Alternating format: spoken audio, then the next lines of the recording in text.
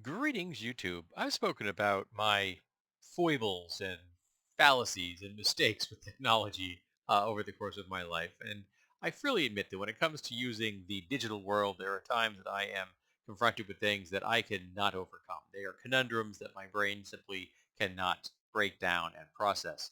It's frustrating. There's too many things involved inside my computer, that is just a black box to me. And I know I don't have the sort of brain that would let me learn enough about coding to ever truly understand what it was doing. Um, and even the thought is unbelievably daunting to me. And I have in the past had difficulty moving files, which is a very simple process, from my computer to my handy dandy phone, which is my preference when it comes to reading RPG books. And I like having references on there.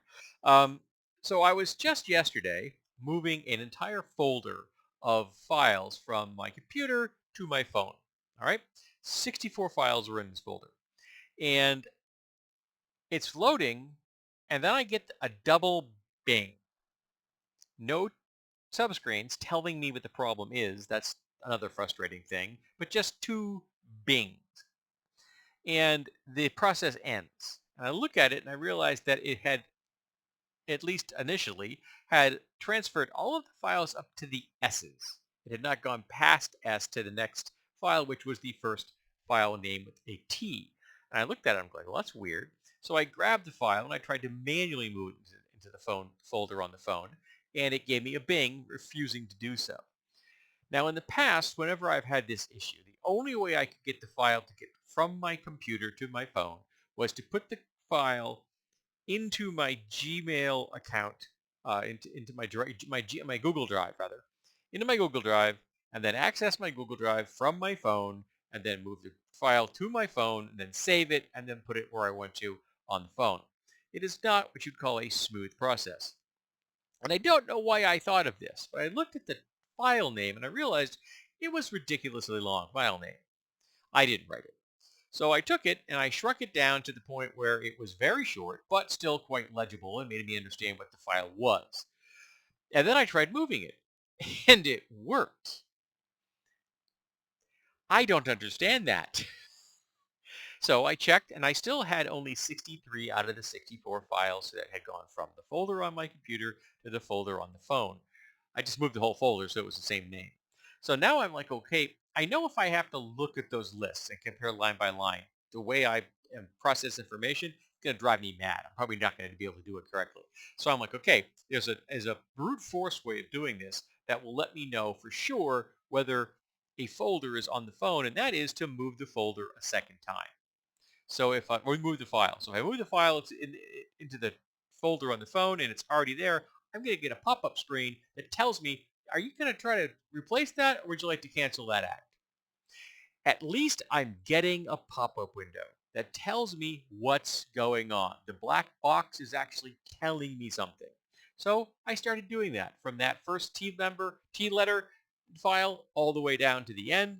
And then I still didn't have any more files. I'm still missing one.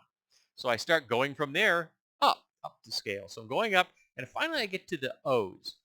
And when I get to O's, I notice that the file isn't, and when I go to transfer it, I don't get that this file is already on that folder's message, and it moves. So it does in fact transfer without any modification to the phone, but only when I do it manually. And now I look at it, and I've got 64 files in each folder, the one on my hard drive and the one on my phone. I'm happy. What's intriguing is the name of that file was unusual. It was a zero ONE. Lower is zero, which was taking the place of a capital letter, ONE. That was the first word on that file. But the symbol they used for the zero was not the traditional zero you're going to find on your keyboard. It was a different font. So it was a different font, and then the next three letters were the standard font that is used everywhere on my computer. I think it's Time Roman. I'm not positive. But I think there was a conflict because that file had two different fonts in that first word, which is why it didn't transfer automatically when I moved one folder to the next from one place to another, but it did transfer when I did it manually as an individual file, and I do not understand why. I'm sorry I've blathered on so long about this, but this is something that really frustrates me. Why could I move that file manually, but it would not move as part of the entire folder transfer from one to the next? And why the hell length of a file name have any impact on a file moved from one location to another?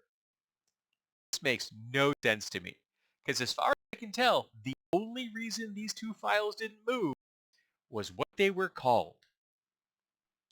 That's weird to me.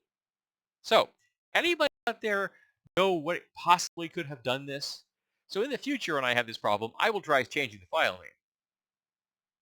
Maybe that'll help. And it's worked this time. It worked the first time, and the second time it moved when I did it manually, and I don't know why. But next time I have this problem, I will trying changing the name, and maybe that'll solve it. I won't know why it solves it. It's equivalent to slaughtering a chicken over my computer, but if it works, it works. The old saying is if something's stupid and it works, then it's stupid. Well, it's still confounding, and I don't want it to be confounding. So if anybody out there, particularly my friend Jan, has a goddamn clue what's going on, I'd really like to know.